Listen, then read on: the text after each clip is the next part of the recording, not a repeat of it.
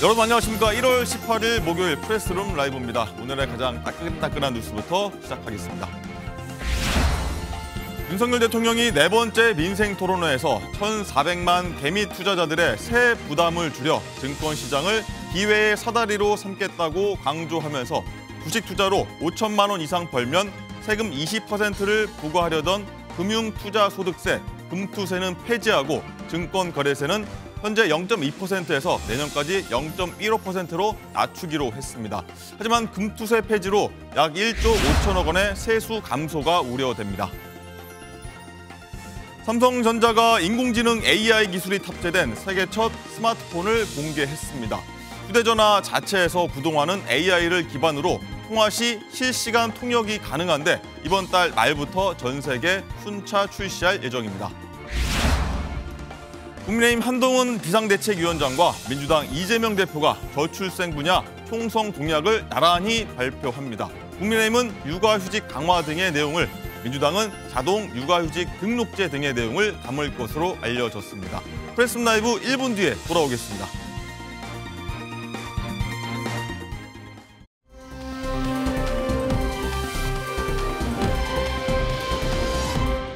네, 프레스룸 라이브 시청하시면서 유튜브에서 활발하게 의견 나누시면 더 좋을 것 같습니다. 자, 정치권 이슈 저희 뉴스 핵심 관계자분들과 함께 하겠습니다. 안녕하십니까? 안녕하세요. 어서 오십시오.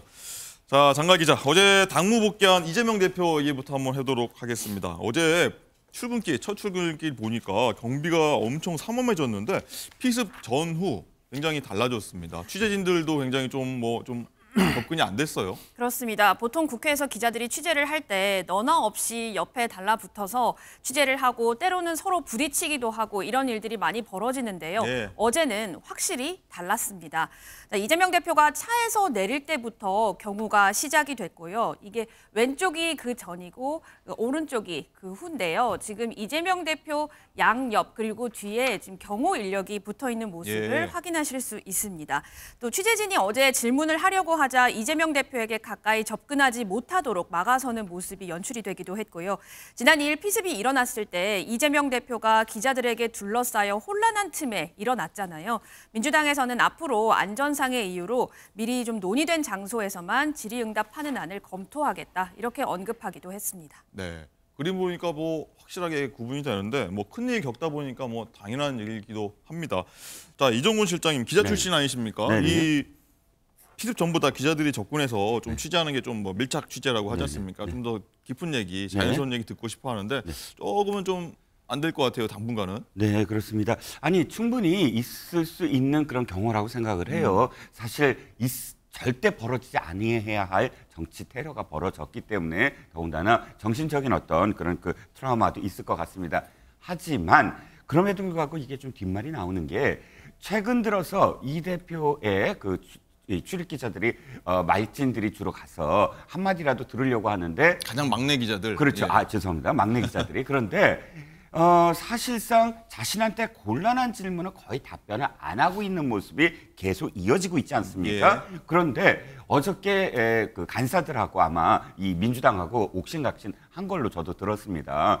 그러니까 질문을 받아야 되지 않겠느냐, 아무리 경호에 문제가 있더라도. 그래서 이제 이 풀로 돌아가면서 그래도 꼭 질문을 받겠다라고 이제 마지막으로 최종적으로 서로 협상을 했는데 대표 질문들은 받겠다. 그렇죠. 대표 질문은 받겠다고 했는데 그런데 질문을 받아도 답변을 계속 안 하고 있어요. 어저께도 곤란한 질문이라고 생각했는지 이재명 대표가 시원시원스럽게 예전에 성남시장 또는 경기도지사 시절과 전혀 다르거든요. 그렇기 때문에 아마도 이게 계속되다가는 이런 식의 어떤 마이크 들이대는 게 문제다 이렇게 정청래 의원도 지금 말을 했는데 오래 가면 안 된다. 왜냐하면 총선이야말로 당대표가 시원시원하게 기자들과 소통을 하고 국민들에게 정책도 이야기해야 되고 여러 가지 어떤 그런 이 소통의 장이다. 그렇기 때문에 아마 올해 이런 이 행동을 계속하지는 않을 것 같습니다. 네, 사이다 같은 이제 이재명 대표 본 모습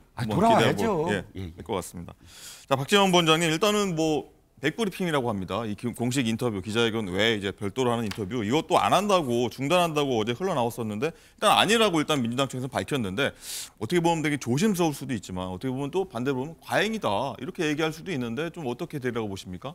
글쎄요, 뭐 그 출입 기자단들과 좀 이 절충해 나가겠죠. 안 하던 것을 뭐 갑자기 좀 멈출 수는 없는 겁니다, 현실적으로.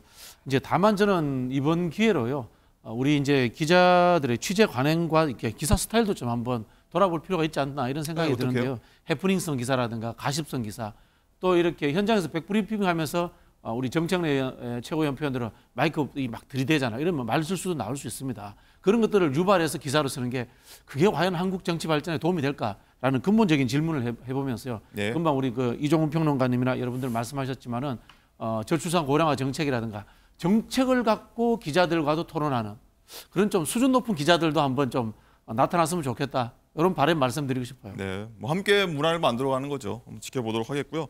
자, 그리고 어제 이 대표가요, 이 복귀하면서 굉장히 좀 세고 뭔가 의미심장한 발언들을 좀 내놨고요. 거기에 한동훈 국민의힘 비대위원장이 또 맞받아친 내용이 있는데, 자, 이 두 사람 얘기 듣고 얘기 이어가도록 하겠습니다. 살자고 하는 일이고 또 살리자고 하는 일인데 정치가 오히려 죽음의 장이 되고 있는 것 같습니다. 법으로도 죽여보고 펜으로도 죽여보고 그래도 안 되니 칼로 죽이려고 하지만 결코 죽지 않습니다. 그 정도면 망상 아닌가요? 제가 이상한 얘기를 안 하려고 했는데요. 칼로 죽여본다? 누가 죽여본다는 얘기인가요? 제가? 우리 국민의힘이? 아니면 국민들이?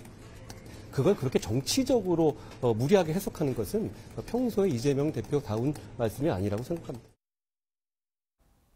네, 어떻게 죽으려 해도 결코 죽지 않을 거다. 이거 망상 아닙니까? 이런 얘기를 나눴는데 김광삼 변호사님, 요거는 좀 두 사람 대화 이거 어떻게 들으셨습니까? 뭐 두 사람 대화에 대해서 두 분에 대해서 다 얘기를 좀 할 거예요. 근데 일단 지금 피습당한 피해자 아닙니까 이재명 대표. 네. 그래서 주위에 있는 뭐 최고위원이랄지 민주당 내에서 이런 말을 할 수 있다고 봐요. 충분히. 그런데 본인이 퇴원하고 나서 첫 최고위원회 때 과연 이런 말 하는 게 맞느냐 이런 생각이 들어요. 물론 그 말 중에서도 뭐 법에 의해서 이것은 뭐 이전에 계속 했던 얘기 아닙니까? 이제 사법 리스크와 관련해서 이제 검찰의 어떤 뭐 공정하게 수사하지 못한 거 이런 거에 대해서 충분히 얘기할 수 있고요. 근데 펜에 대해서는 아마 언론을 얘기하는 것 같습니다. 예. 언론의 편파성. 그러면 언론 자체가 일부는 뭐 그렇다고 할 수도 있지만 그러면 언론이 전체적으로 편파적으로 하면서 이재명 죽이기를 하느냐. 이제 거기에 좀 문제가 있어요. 그다음에 이게 굉장히 중요한 이야기인데 칼로 나를 죽이려고 한다. 이 말 자체는 그러면 이번에 어떤 피습 자체는 배후가 있는 거고 법으로 죽이려고 하는 것은 바로 윤 대통령이라는 취지고 검찰이라는 취지 아닙니까? 그럼 이번에 어떤 피습 자체는 누가 배후가 있어서 조종을 해서 의도적으로 암살하려고 했다. 이렇게 해석할 수밖에 없는 거예요. 그래서 제가 볼 땐 칼로 날 죽이려 한다. 이거 자체는 제가 볼 땐 적절하지 않다 이렇게 봅니다. 그래서 더군다나 이거 자체가 뭐 수사의 결과에서 불만이 있을 수 있지만 오늘 정말 정상적이지 못한 사람의 일탈 행위에서 이런 일이 일어났다는 것이 거의 뭐 명백하지 않습니까? 그래서 이제 배후론을 가는 것은 이전에 민주당에서 제기했던 배후론과 일치해야 되기 때문에 그러면 이재명 대표도 이게 배후가 있다고 생각하는 것인지 그런 생각을 하고 있으니까 저런 말을 하겠죠. 그래서 저는 적절하지 않다고 보고 근데 한동훈 비대위원장 같은 경우는 네. 그 정도면 망상이다. 이거 자체는 이제 비대위원장이 아니면 충분히 할 수 있는 얘기예요. 예. 왜냐면 비대위원장이잖아요. 그래서 이제 망상이라는 언어를 조금 순화했으면 좋겠다. 그러면 예를 들어서 그러면 누구의 배우가 있다는 것이냐? 그 배우가 누구라는 것이냐? 국민이라는 것이냐? 아니면 뭐 용산이라는 것이냐? 국민의힘이라는 것이냐? 이 정도 선에서 이 얘기했으면 뭐 상당히 적절했다고 보는데 이제 뭐 본인 입장에서도 이재명 대표 말이 너무나 뭐 논리적으로 여러 가지 맞지 않는다고 생각해서 모르지만 네. 망상이라는 어떤 상당히 자극적인 언어를 썼잖아요. 뭐 그런 면에 있어서도 뭐 제가 볼 때는 좀 약간 적절한 선은 좀 넘지 않았나 싶습니다. 두 명 다 적절하지 않았다 이런 말씀이신데요. 이종근 실장님, 일단은 이런 의도인 것 같습니다. 이재명 대 한동훈이 아니라 이재명 대 윤석열로 이번 총선 치르려는 거 아니냐. 뭐 이런 분석들이 지금 나오고 있는데 뭐 어떻게 보십니까? 이 발언 말씀이시죠. 예. 그런데 저는 대단히 부적절했다고 여기는 게 이겁니다.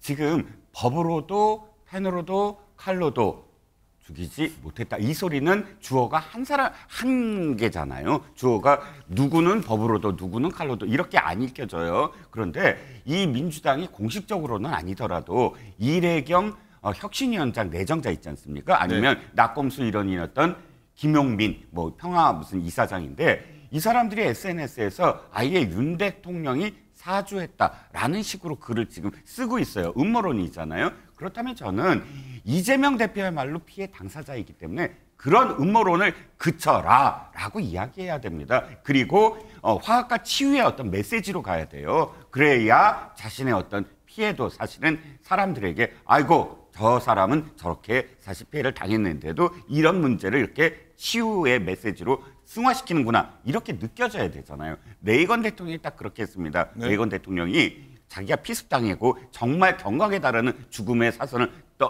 넘어왔는데 그 문제를 언제나 농담으로 그 이후에도 승화시켰어요. 예를 들어서 지지율이 좀 떨어지면 뭐 참모들에게 아유 내가 총 한 번 더 맞을까? 이렇게 했어요. 굉장히 사실 이게 엄중한 이야기인데도 불구하고 그런 이야기가 나올 때마다 국민들은 이렇게 받아들였어요. 아, 이 사람은 의연하다. 자신의 어떤 뭐 총으로도 이 사람의 의지를 꺾을 수 없다. 이렇게 받아들였고 어떻게 된지 아세요? 레이건이 당시에 지지율이 폭등을 해서 공화당원인데 레이건은 민주당원까지 지금 이 레이건을 지지해서 미국 정치 그 책에 이렇게 나와요. 레이건 민주당원이라는 말이 있어요. 예. 그러니까 지금 이 발언은 사실 좀 너무 협소하게 이 문제를 다루고 있다. 좀 안타깝다는 생각입니다. 네. 레이건 좀 반면 교사 삼을 필요도 있어 보이긴 합니다.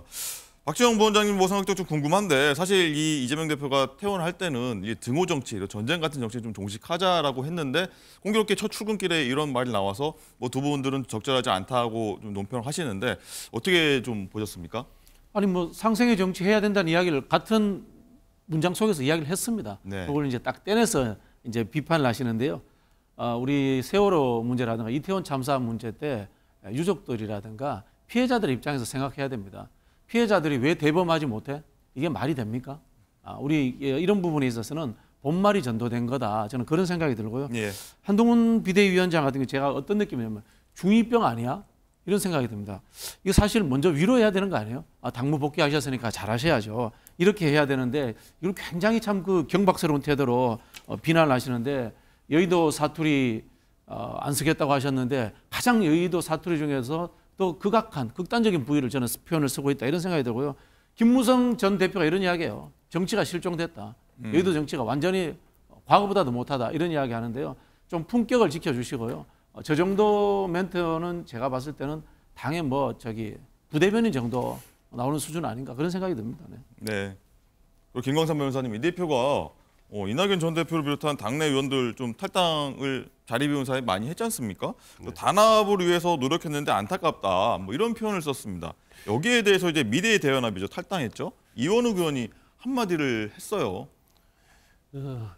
어제 아마 최고위원회에서요. 예. 뭐 여러 가지 통합과 관련해서 준비를 좀 많이 해왔다고 그래요. 그런데 이제 그 내용이 팍 줄어들고 뭐 간단하게 좀 답을 했다고 하는데 이제 중요한 것은 지금 이재명 대표가 피습 당한 이후에 이제 병상에 있을 때 당내 굉장히 분열이 심했잖아요. 더군다나 이제 탈당하는 사람들이 많이 늘어나고 그러면 사실은 뭐 김부겸 전 총리도 마찬가지고 좀 통합을 위해서 노력해달라고 했는데 거기에 대해서 이재명 대표가 좀 부족한 점이 많았다 그런 식으로 지적하고 있잖아요. 네. 그런데 본인은 뭐 자기는 최선을 다해서 노력했다고 하지만 우리 언론 보도된 것도 그렇고 이제까지 뭘 했는가에 대해서는 아무것도 나온 게 없어요. 조홍천 의원하고 대화한 내용을 조홍천 의원이 얘기했잖아요. 그럼 내가 뭐가 잘못됐는지 얘기해봐라 이랬다는 거 아니에요.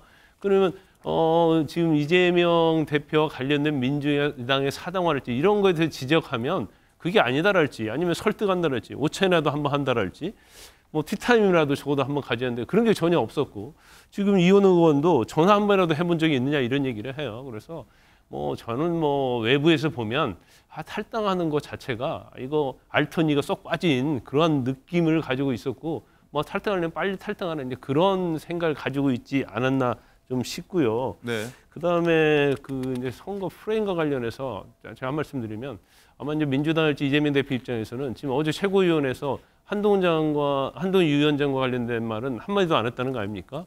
그러면 이번 선거가 사실은 윤 정부의 심판으로 가고 싶어 하는 거예요. 그런데 계속 한동훈 장관이 떠오르고 그러니까 이제 한동훈 대 이재명으로 가면 사실 민주당이 오히려 뭐 유리할 거 없다고 생각하고 있는 것 같습니다. 이제 그러다 보니까 뭐 저런 최고위의 발언 자체도 그다음에 아까 이제 피습당과 관련해서도 뭔가 칼로 뭐 죽이려고 한다 이런 내용도 뭐 다 일단 그런 것들 다 의식해서 발언하는 것이 아닌가 싶습니다. 네. 박주영 부원장님 일단 뭐 반론을 하시자면 뭐 탈당 의원들이 우리한테 전화 한 통 한 거 있냐, 티타임이라도 제안한 적이 있냐 이렇게 항변하는데요. 어떻게 보십니까? 제가 이제 당에 물어보니까요. 이낙연 대표도 그렇고 이 토론이라든가 어떤 이 조정하는 전제 조건을 이재명 대표 사퇴 이걸 막 걸더라고요. 그러니까 이게 만나기가 상당히 불편한 거예요. 서로 대화를 하려면은 절충하고 서로가 사실 자기 것을 살짝 양보할 가능성이 존재해야 되는데 첫 마디가 저기 뭐야 대표 사퇴하셔야죠 이런 식으로 된다면 이야기하기가 힘들잖아요. 뭐 그런 현실적인 어려움이 존재하지 않았나 그런 생각이 들고요. 전화를 했는지 안 했는지는 사실 알 수 없죠. 저는 뭐 알 수 없다 이런 생각이 드는 게 이게 이제 윤영찬 의원 탈당한다고 본인이 기자회견장까지 예약했다가 안 하는 거 보면서 네. 잘 모르겠어요. 정치인들 이야기 저는 뭐 다 믿을 수가 없어가지고. 믿겠다. 예. 그 뭐 모든 사람이 똑같습니다. 뭐 네. 특정인이 아니고 그런 것 같아요. 알겠습니다. 본인이 얘기했으니까 일단 믿어보도록 하죠. 자, 이런 가운데서요. 장 기자, 이 어제 민주당 지도부에서 이 대표를 습격한 피의자 김 씨 이름 그리고 얼굴, 뭐 신상 정보를 최고에서 다 공개를 했거든요. 사실 이게 경찰은 공개하지 않기로 했잖아요. 이거 좀 문제가 되지 않나 싶은데. 맞습니다. 정당법 24조 그리고 58조를 보게 되면 수사기관이 당원 명부를 조사를 하려면 영장이 있어야 하고 또 규정을 어겨서 당원 명부에 관해 알게 된 사실이 있어서 이걸 누설하게 되면 3년 이하의 징역 또는 금고에 처한다. 이런 내용이 있습니다. 자, 이 같은 이유로 경찰은 피의자의 신상을 공개하지 않기로 했는데요. 어제 서영교 최고위원이 피의자의 얼굴과 이름을 공개했고 과거 이름이 같은 사람이 인터넷에 올린 글이 있는데 같은 사람인지는 모르겠지만 윤석열 추종자인 것 같다라고 발언했습니다. 목소리 들어보시죠. 이 사람 김입니다. 얼굴 수없이 많은 얼굴 있어요. 이게 김이라는 사람이 매경 독자 의견란에 올린 내용이에요. 참 소름 돋는 건 뭔지 아세요? 이게 그 사람인지 나는 확인 못해요. 이름이 김성입니다. 이거는 국힘당 당원일 때부터 온갖 글들을 썼어요. 글을 썼는데 문재인이 망가뜨린 한국을 살려내려 고뇌하는 윤석열 추종자인 것 같아요. 이 사람이 그 사람이 아니길 바라는데요. 왜 경찰이 공개를 못했는지 이런 것들이 만천하의 세상에 제보로 들어올 것을 두려워해서라고 생각하는데요. 경찰이 했을까요? 검찰이 했을까요? 아니면 그 윗선이 누가 있었을까요? 낱낱이 국민께 알려드립니다.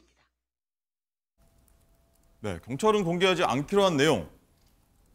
서영교 의원이 공개를 해버렸는데 김광삼 변호사님, 문제 되는 걸까요? 안 되는 걸까요? 논란 맞나요?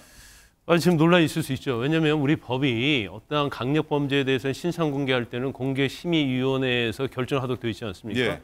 심의위원회에서 결정을 비공개를 했어요. 그러면 이거에 대해서 비판할 수는 있겠죠.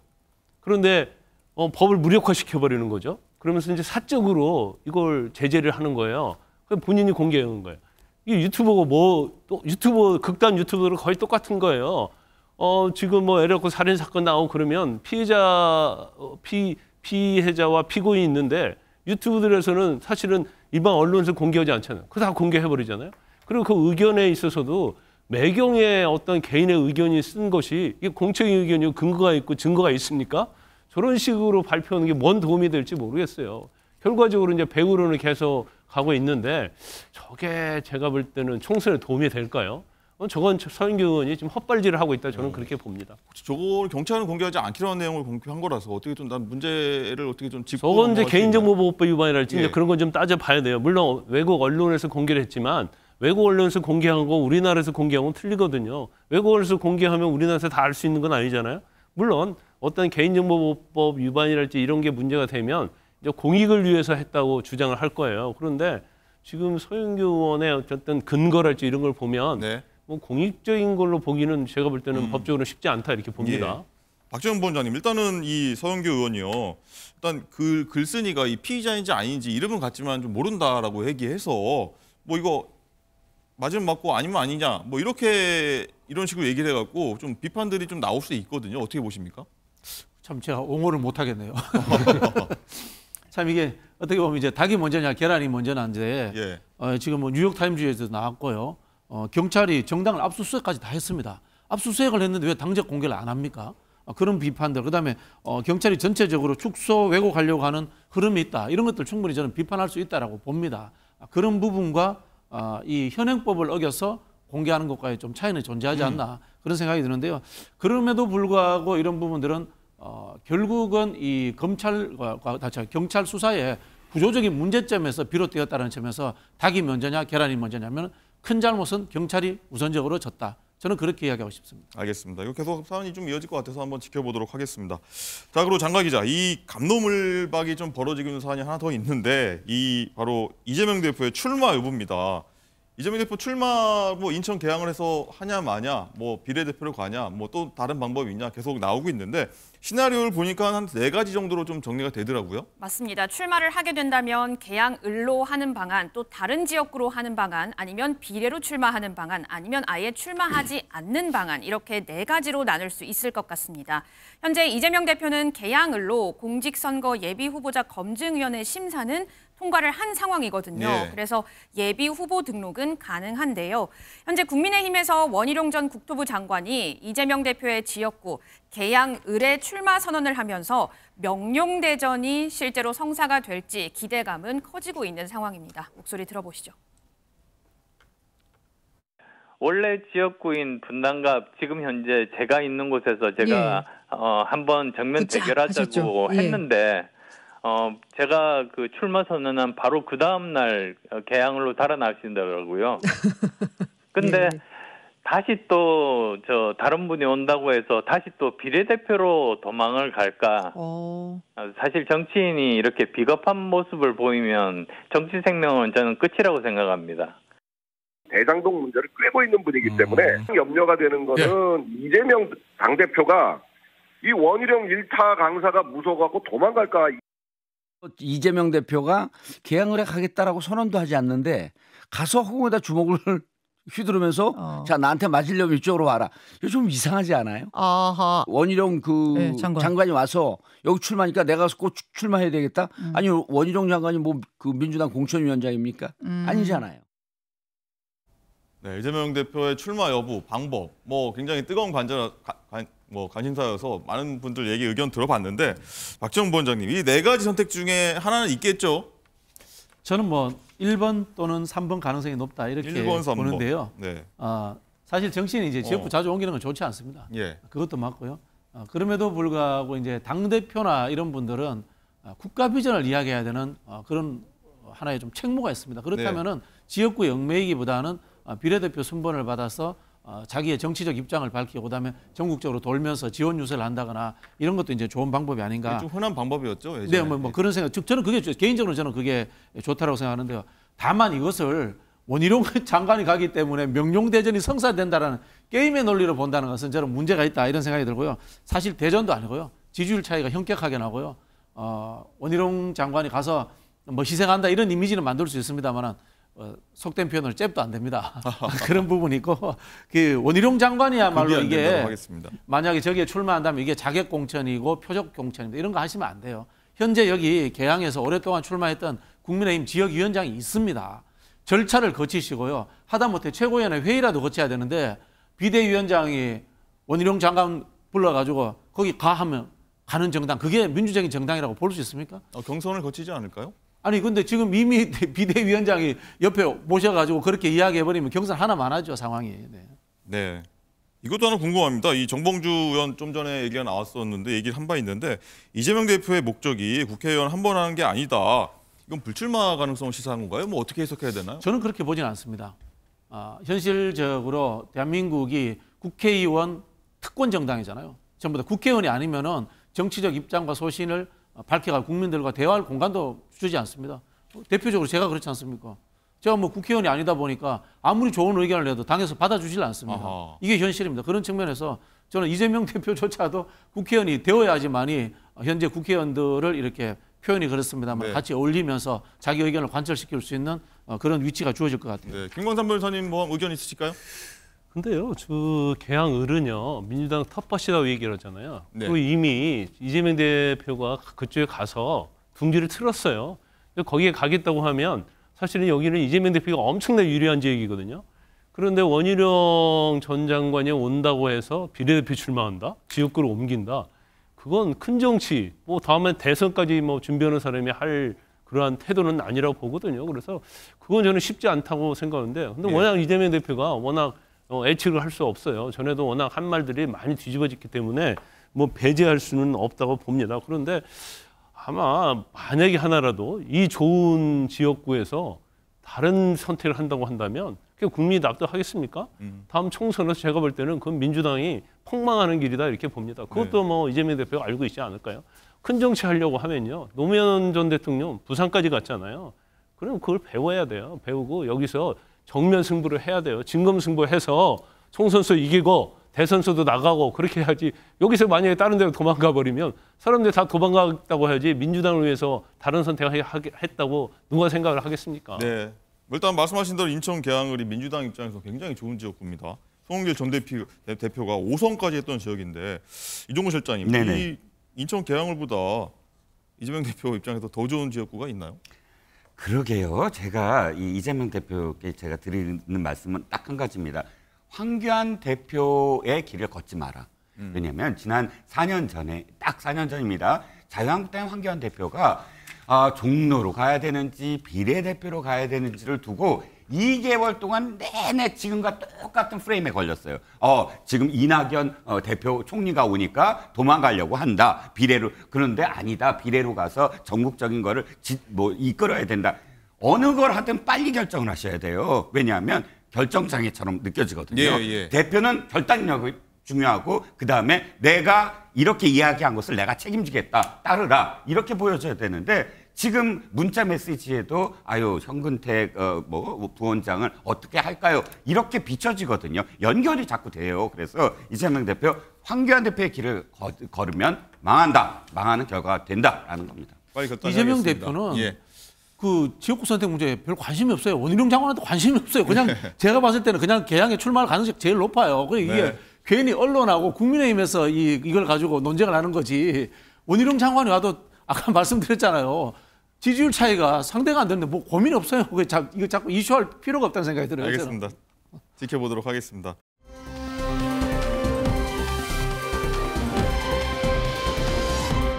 자, 요즘 여야 할 것 없이 탈당 계속 이어지고 있는데 장 기자, 조금 전에 탈당 선언한 국민의힘 인사가 있어요. 누구죠?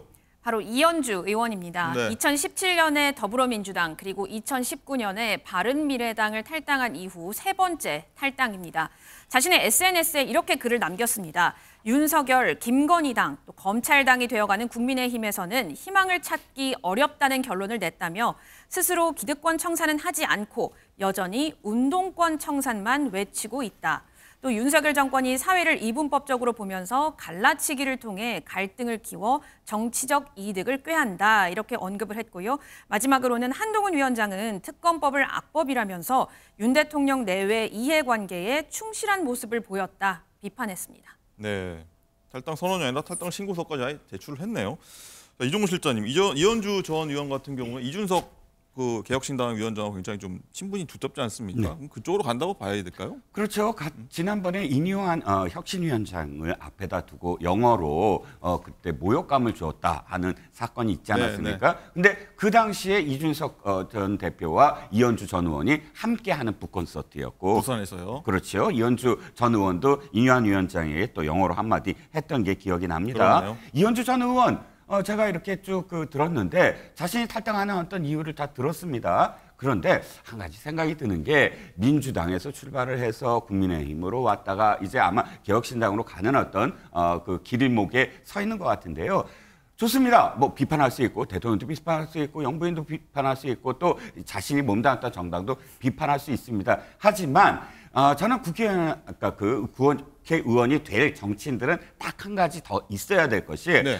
이 사람은 어떠한 생각을 갖고 있는 국회의원이다. 예를 들자면 노무현 대통령 그러면 국회의원 시절부터 지역 균형 발전 뭐 이거를 위해서 이 한 몸 바쳤다라는 인식이 있잖아요. 뭐 김대중 대통령은 통일을 위해서 한 몸 바쳤다. 근데 남을 비판하는 것은 기억에 납니다. 민주당 시절에도 늘 비판을 해왔고요. 뭐 국민의힘에도 비판을 해왔는데 이언주라는 정치인이 포지티브하게 무엇을 하기 위해서 이렇게 당을 계속 옮겨 다니는지에 대한 국민들이 납득할 수 있을까 하는 생각이 듭니다.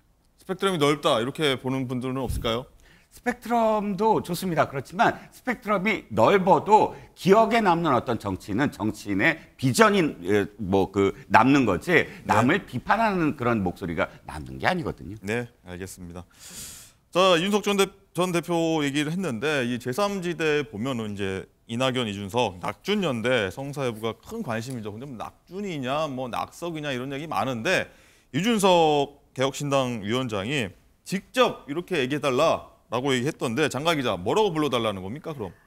바로 리쌍 브라더스로 불러달라고 했습니다. 이낙연 전 대표와 이게 연대론에 관련해서 낙준 연대, 낙석 연대 이거 너무 멸칭이다. 모멸하는 듯한 말이다라고 본다면서 자, 이 씨가 두 명이니까 이낙연, 이준석 해서 리쌍 브라더스로 불러달라고 했습니다. 네. 여기에 이낙연 전 대표에 대한 평가도 덧붙였는데요. 들어보시죠.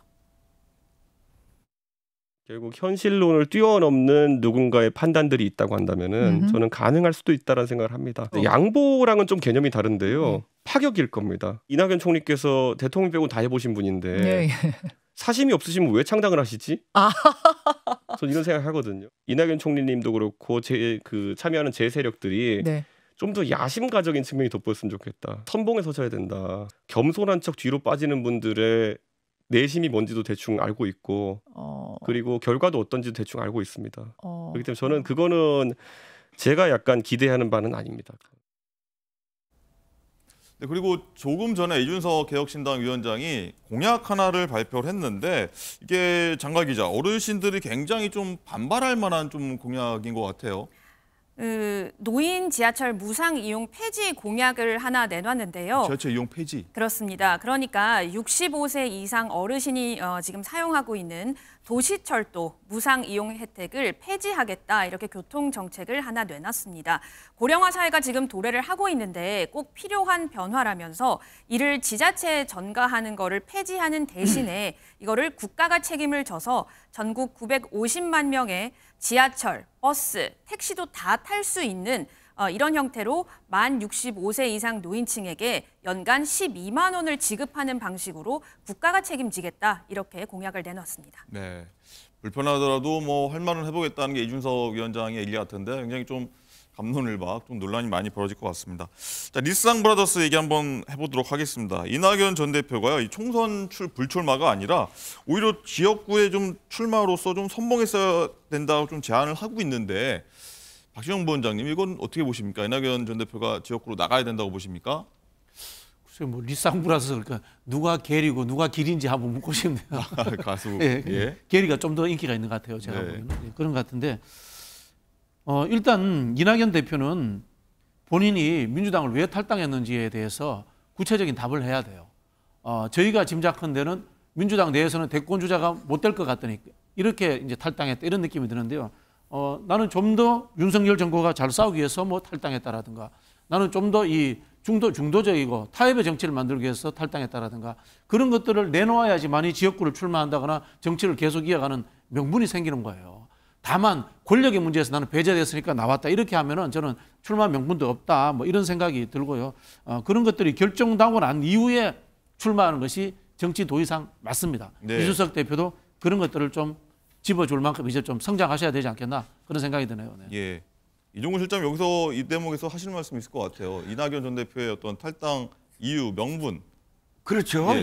이낙연 대표가 말을 안 한 건 아닙니다. 이낙연 대표가 이렇게 얘기했죠. 양당 정치의 폐해를 이제 극복하겠다. 내가 나서서 극복하겠다 했는데 저는 박지원 부원장님 말씀에 일견 동의해요. 이 명분이 맞느냐는 거죠. 왜냐하면 이낙연 전 대표야말로 양당 정치의 폐해를 이끌었던 사람이에요. 한 정당의 그러니까 집권 여당의 대표였고요. 그러면 대표 시절에 그러면 양당 정치의 폐해에 대해서 어떻게 노력을 했느냐 극복하려고 그런 일관된 삶이 이 자신의 어떤 명분으로 나타났을 때 이 사람은 그렇게 언행일치 지금 말과 지금 실천이 똑같구나라고 이렇게 딱 되거든요. 그런데 연상이 안 되는 것이 전 당 집권 여당의 대표였던 사람이 갑자기 양당 정치가 잘못됐다 이렇게 얘기하는 건 앞뒤가 안 맞는다라는 생각입니다. 예, 제3지대 지금 얘기하고 있는데 뭐 일상브라더스 그리고 다 포함해가지고 보면은 5개 정당 정도 지금 되는 것 같은데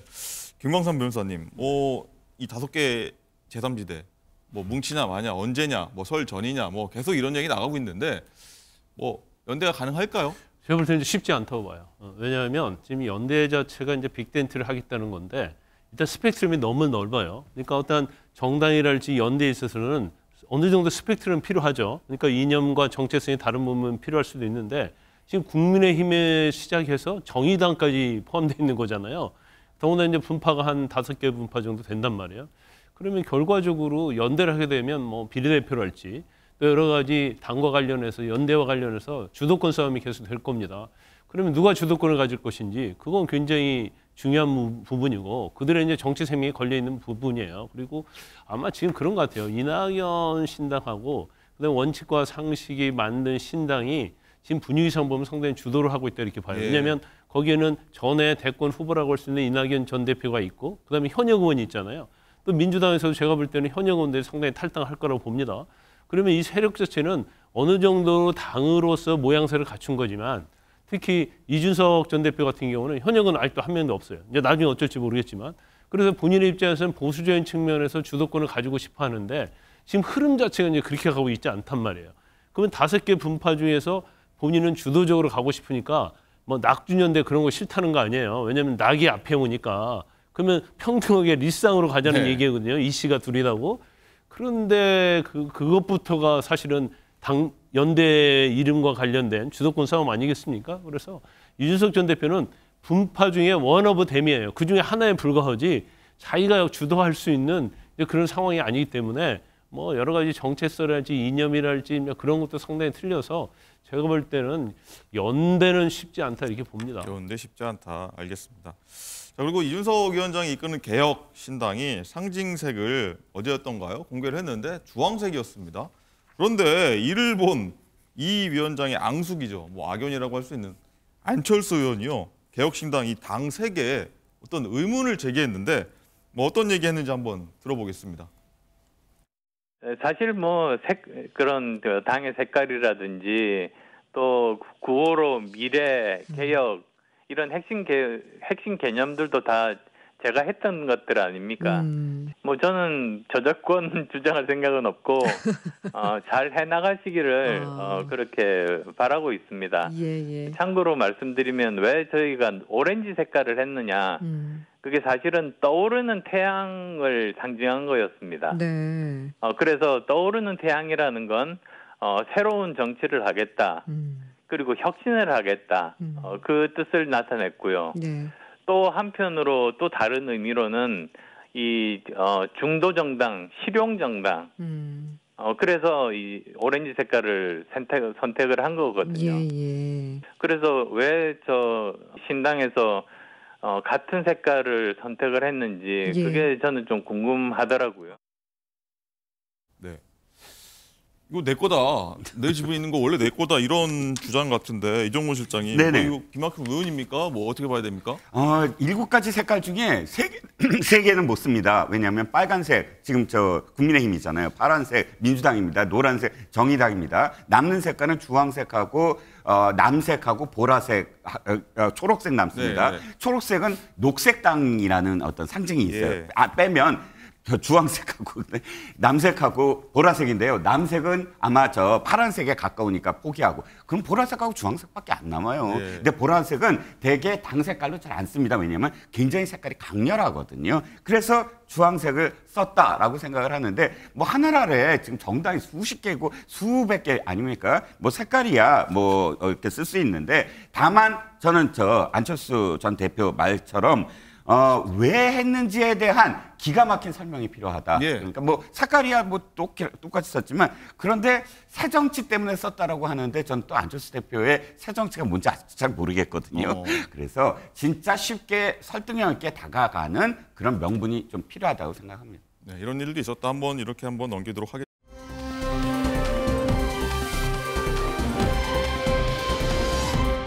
자, 국민의힘 이야기 계속 해보면요. 장가 기자, 지금 방금 전에 한동훈 국민의힘 비대위원장이 취임 후 첫 의원총회에 참석을 했는데 관련해서 좀 나온 얘기가 좀 있을까요? 오늘 오전 10시에 의원총회에서 이런 얘기했습니다. 이번 4월에 누구보다 이기고 싶다. 많은 사람들이 내 이미지가 많이 소모된다고 얘기하지만 나는 4월 10일까지는 완전히 소모되겠다. 이렇게 의원총회에서 언급을 했고요. 예. 이에 앞서서 비대위원회 회의가 있었는데요. 한동훈 위원장이 여기서 정치개혁 공약 5호를 내놨습니다. 국회의원 출마하고자 하는 사람들이 그 출판 기념회를 참 많이 하는데요. 예. 이 출판 기념회 형식으로 정치 자금을 받는 관행을 금지하는 법안을 공약 5호로 내세운 겁니다. 한동훈 위원장의 발언 들어보시죠. 5번째 정치개혁 시리즈를 말씀드립니다. 출판 기념회 형식을 빌어서 정치 자금을 받는 관행을 근절하는 법률안을 발의하고 통과시키겠습니다. 더불어민주당이 찬성하면 바로 입법이 될 것이고 반대한다면 이번 총선에서 저희가 승리해서 통과시키겠습니다. 우리 모두 지금까지 출판 기념회를 열어서 책값보다 훨씬 큰 돈을 받는 방식으로 정치 자금을 받는 것이 사실상 허용되어 왔다는 것은 잘 알고 있습니다. 누군가는 언젠가 단호하게 끊어내야 한다는 것도 잘 알고 있습니다. 그렇지만 지금까지 그러지 못했습니다. 과거 이런 논의가 있다가 흐지부지 되었지만 지금은 다릅니다. 왜냐하면 저는 그리고 우리 국민의힘은 진짜 할 거기 때문입니다. 네, 출판 기념회에서 정치자금 어떤 받는 문제 못 받게 한다.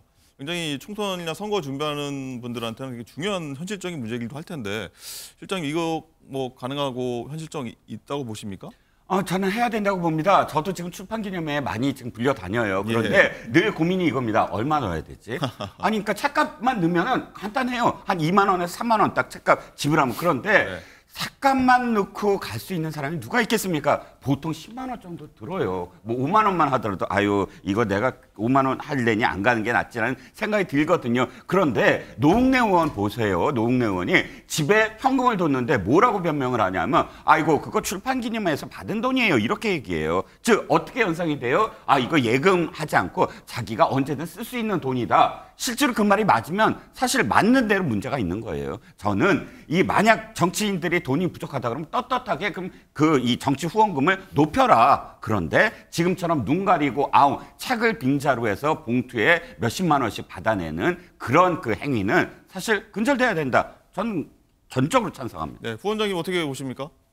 하면 됩니다. 네. 근데 말씀하신 것처럼 노웅래 의원 연상시키기 위해서 일부러 만들었지 않나 이런 생각이 들고요. 아하. 이게 과연 중요한 문제인가 그런 생각이 듭니다. 한 위원장이 또 무슨 이야기까지 했냐면 국회의원 숫자 줄이자고 했잖아요. 네. 왜 국회의원 숫자 줄여야 되는 거 제가 묻고 싶어요. 국민들이 싫어해서? 그럼 국민들이 지금 대통령을 한 60%가 싫어하는데 그럼 대통령 없애야 됩니까?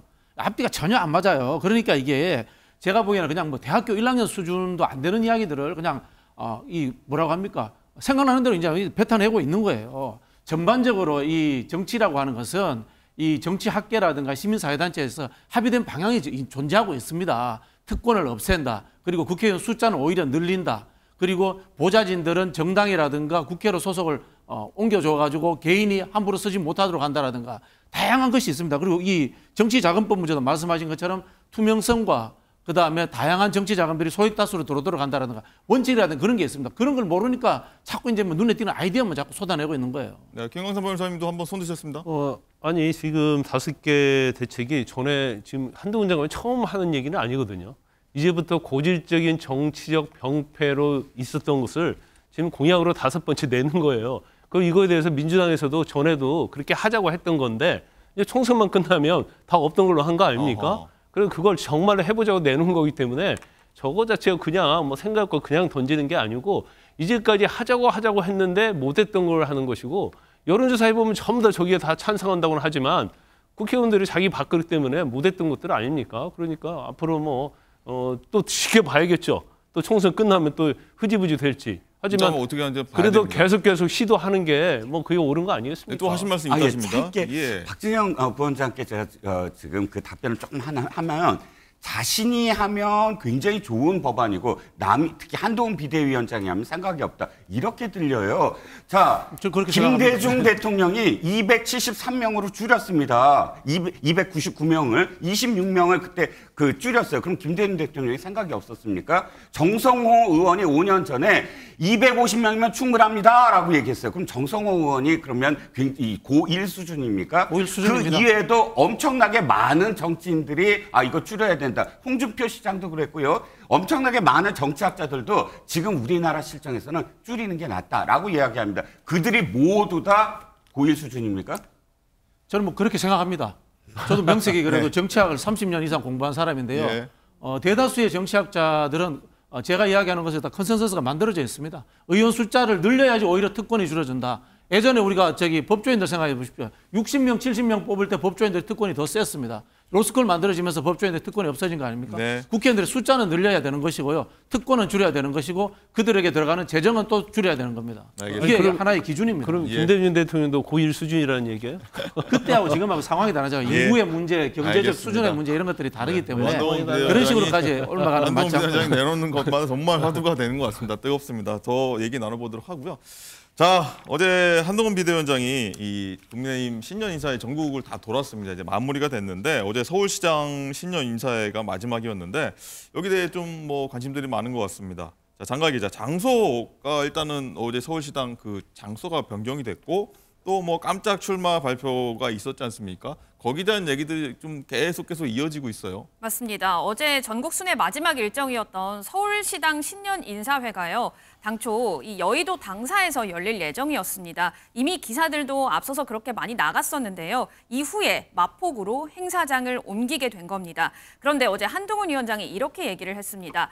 마포에 온 김에 하나만 말씀드리겠다. 라면서 갑자기 김경률 비대위원이 정청래 의원의 지역구에 도전합니다. 이렇게 하면서 김경률 비대위원을 굉장히 드라마틱하게 또 소개를 했거든요. 그렇죠. 하지만 이게 이미 다 촘촘히 사전에 짜여진 것이다라는 게 알려지면서 앞서 원희룡 장관을 계양구에서 소개를 한 것처럼 조금 과거와는 다른 방식으로 힘을 실어줬다. 이런 분석이 나오고 있습니다. 어제 한동훈 위원장 그리고 김경률 비대위원의 목소리까지 들어보시죠.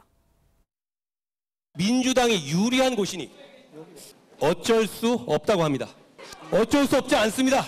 왜냐하면 이번 4월 선거에서 우리 국민의힘의 후보로서 김경률이 나서겠다고 하고 있기 때문입니다. 저에게 낡은 시대와 이념을 청산하라는 과제를 주신다면 저는 기꺼이 받아들이겠습니다. 저와 우리가 도전하는 곳은 지금부터 격전지입니다. 약속드립니다. 술잔이 식기 전에 돌아오겠습니다. 감사합니다. 네, 이종훈 실장님.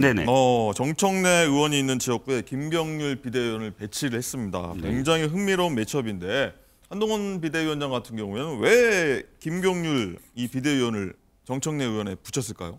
자, 정청래 의원이 상징하는 바가 86세대거든요. 86세대의 운동권이라는 경력이고 물론 뭐 학원을 운영했다고는 하지만 그러나 그건 사실 이 정청래 의원의 진짜 프로필에 큰 부분을 차지하지 않습니다. 대학 다닐 때 그 반미 운동을 했고 그 미국의 문화원에 불을 질렀다. 이게 이제 하나의 어떤 경력처럼 지금 돼 있고 그게 전설처럼 늘 생각을 하고 그래서 지금까지 국회의원을 계속 하고 있습니다. 그런데 김경률 회계사는 사실상 연대 운동권 출신이고요. 그리고 참여연대에서 계속 시민사회 운동을 해왔던 사람입니다. 그런데 김경률 이 회계사는 지난번 조국 사태에 진짜 운동권의 어떤 위선적인 어떤 측면을 발견을 하고 거기에 대해서 내가 하나하나씩 모든 그 운동권의 어떤 폐해를 밝혀보겠다라고 선언을 하고 지금까지 운동을 해왔지 않았습니까? 거죠? 그렇죠. 운동권은 두 차례에 걸쳐서 전향을 했죠. 처음에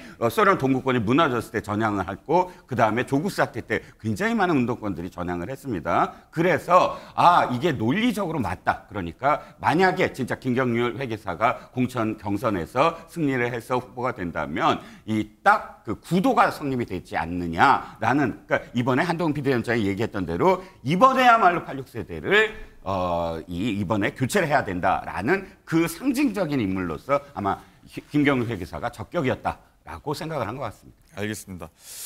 자, 이 김경률 비대위원회 정청래 의원 지역구 출마, 이 비하인드 스토리가 좀 있는데 어떻게 이게 이루어졌던 건지 한번 얘기 듣고 오겠습니다. 월요일 날 처음 얘기가 있었고요. 그때 제가 먼저 얘기했습니다. 사실은 뭐랄까요, 이런 표현이 처음인데 다들 그런 망상 한 번씩은 하잖아요. 참 이렇게 제일 꼴 보기 싫은 정치인이 누구다 이렇게 이런 피해가 머릿속에 뒀는데, 근데 그런 얘기를 했어요. 한번 제가 만약에 출마를 한다면 마포울 같은 곳에 정청래 의원이 있는 곳에 한번 출마하고 싶다 이렇게 말씀을 드렸고, 가볍게 그 떡밥을 이제 무시고 한동훈 위원장께서 본격적으로는 그저께 저녁 한 6시경에 전화 와서 해보자, 그런 결과물이 이제 어제 그 서울시당 신년회에서 나타났습니다. 자기 공천이란 말 대해서는 좀 어떻게 생각해요? 당에서 저는 절차대로 저는 하고 싶은 생각입니다. 일체의 어떤 특혜 그런 거 좋아하지도 않고 그런 길 걷지도 않았고. 김경률 비대위원의 얘기를 들어봤는데, 그런데요, 만약에 선거에 들어가면 김경률 비대위원이 자신의 아내가 자기를 안 찍고 정청래 의원을 찍을 것 같다, 이런 좀 우려, 오프다 이런 표현을 했는데 어떤 얘기인지 한번 듣고 오겠습니다. 사모님은 그 정청래 의원 찍으실 것 같아요. 저도 그렇게 생각합니다. 남편 출마까지는 내가 놔주는데 찍지는 못한다 이런 이야기. 아니 찍을 것 같아. 정청래. 정청래 의원. 정치하는 게 싫냐, 아니면 내가 국민의힘하고 같이 하는 게 싫냐. 말씀은 막 우리 이제 주인 어른께서 말씀 돌리시는데 결국은 국민의힘이 싫다는 거야. 가족도 설득 못하는데 주민들을 어떻게 설득합니까? 그게 문제입니다. 이렇게. 네, 장갈 기자. 근데 이 매치업, 흥미로운 매치업이 성사됐다고 해서 많은 분들이 좀 관심을 갖고 있는데, 여기 좀 많이 껄끄럽고 굉장히 목소리 높이면서 불만을 제기한 분도 있더라고요. 그렇습니다. 한동훈 위원장이 비대위원장으로서 당의 총책임자 역할을 하기는 하지만 공천관리위원장도 아니고, 또 마치 다른 시각에서 보면 좀 낙하산 공천하는 듯한 느낌을 줄 수도 있는데요. 네. 여기에 김성동 마포울 당협위원장도 매우 불편한 기색을 나타냈습니다. 사전에 김경률 위원장에게 어떤 언질도 받지 못한 것으로 알려지고 있고요. 또 마포울 당협위원회에서는 무척 서운한 감정을 많이 드러냈는데요. 목소리 들어보시죠. 끝까지는 한 번도 해보고 하려고 이런데 이런 방법 없이 10년의 세월 갖다가 우리가 이렇게 달려있는 데에서 저렇게 공개적으로 젊은 사람은 저렇게 정치하는지 모르지만 저희도 안 되었습니다. 그 공개된 자리에서 정말 이런 반구 그 사전 말씀 없이 지목하다시피 하면서 또 단상에 세우고 이런 거 보면서 여러 가지 상념이 컸습니다. 네. 네, 이종훈 실장님. 네. 이 김경률 비대위원을 이제 네. 마포울에 전략 공천하는 게 네. 한동훈 위원장은 아니다, 네, 네. 경선 통할 거다 예, 이렇게 얘기하는데, 네. 일각에서는요, 이 방법이 좀 세련되지 못했다. 네. 다른 방법을 할 수 있는데 그래서 정치 초보 아니냐 이런 지적도 좀 나오더라고요. 아쉬웠어요, 저도. 왜냐하면 김성동 당협위원장 그 지역구에서 굉장히 고생 많이 했거든요. 그런데 뭐가 아쉽냐면, 아니 이 선봉에 선 사람이다라고 표현할 수는 있어야 하지만, 김성동 서울시당 위원장일 거예요. 김성동 그 당협위원장이 있으니까. 자, 그래서 김성동 당협위원장 여기 앉아 계신데 두 사람이 아마도 정말 아름다운 경쟁을 해서 정청래 의원과 상대할 수 있는 그런 최종 후보가 될 거다, 이런 정도의 언급을 했으면 사실상 좀 벗어날 수 있었는데, 그냥 그 김경률 회계사만 단상에 놓고 손 흔들어주고 사진에 찍히는 광경이 아마도 앞으로 공천에서 낙천자들에게 거봐라라는 이야기의 빌미가 되지 않을까? 네. 좀 세련되지 못했다라는 지적에 대해서는 저도 동감을 합니다. 네, 김경률 비대위원 많이 말씀을 해주셨는데 다양한 좀 경력이 있습니다. 근데 이 비대위원 외부에서 들어온 인물이든지 그런지 몰라도 국민의힘 소식이 내부에 있던 분들이 좀 금기어 중에 하나가 뭐 김건희 여사 리스크 뭐 이런 거에 좀 굉장히 좀 조심스러운 분위기였는데 김경률 비대위원 비롯해서 이번에 영입된 인사들이 여기에 대해서 목소리 좀 내고 있는데 여기에 대해서는 어떻게 좀 생각하십니까? 이제 나와야지요. 왜냐하면 피해서 될 문제는 아닙니다. 피하지 않고 정면 돌파해야 된다라고 저도 생각을 하고요. 왜 총선 때 당연히 이게 이야기가 회자될 것이고 단 분리해서 이야기가 돼야 된다. 네. 지금 김건희 여사의 모든 문제들이 다 융합돼서 이렇게 이미지가 되어 있거든요. 그러면 일단 지금 서울의 소리라는 그런 매체에서 함정 그런 취재를 했던 부분은 했던 부분대로 왜 그런 백에 대해서 그러니까 가방에 대해서 투명하게 거절하지 않았느냐라는 지적에 대해서는 답변을 해야 된다고 보고요. 도이치모터스는 사실상 뭐 문재인 정권에서 다 한번 털었던 문제였고 그 문제와 관련해서는 이 두 가지 사안이 다르다라고 지적을 할 건 지적을 하되 그러나 분리해서 이야기를 해야 된다는 생각입니다. 제 말씀은 이제 외부 인사들이 들어오면서 할 말들을 한다 이런 얘기였는데. 네. 그렇죠. 그건 외부 인사들 입장에서는 아마 이 내부가 아니라 바깥에서 있을 때 이런 문제들에 대해서 더 많이 피부에 느끼지 않았겠습니까? 네. 그리고 그런 역할로서 사실은 외부에서 수혈을 하는 거고요. 알겠습니다.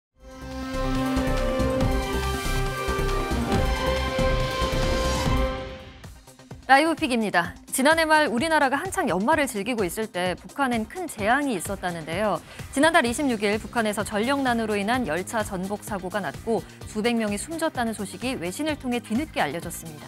리파역으로 향하던 이 열차는 경사 구간에서 뒤로 밀리기 시작했고 결국 객차 7량이 탈선을 해 산 밑으로 굴러떨어졌는데요. 전복된 열차에 탄 이들은 대부분 사망했고 겨우 살아남은 이들마저 의약품이 부족해 목숨을 잃기도 했다고 합니다.